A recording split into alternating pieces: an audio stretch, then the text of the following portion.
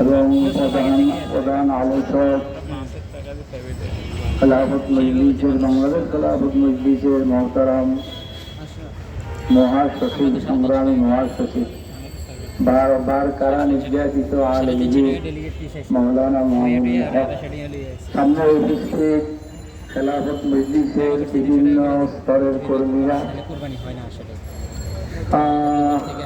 গত 1500 বছর পর্যন্ত একটা কথা বলা হতো,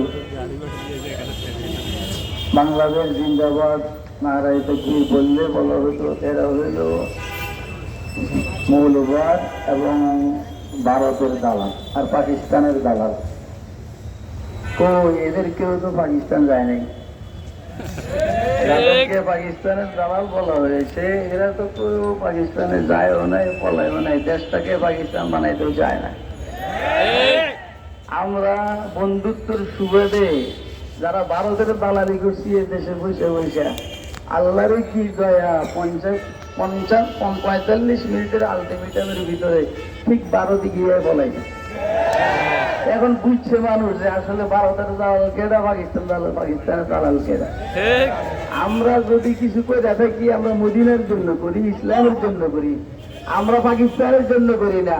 আর যারা ভারতের জন্য করছে ঠিকই পলাইবার জায়গা তাদের ভারতেও হয়েছে। এমন এক বিপদে পড়ছে ভারতেও জায়গা পাওয়ার সম্ভাবনা খুব কম, এমন এক বিপদে পড়ছে। এখন গিলতেও পারে না, আবার বাইরে করতে পারে না। এদের বাসীকে ওইখানে বসে বসে যে ষড়যন্ত্র করছে মহতারামা, এই ষড়যন্ত্রের বিরুদ্ধে সবাইকে সচেতন থাকার উদাত্ত আহ্বান জানিয়ে আমি আমার বক্তব্য শেষ করছি।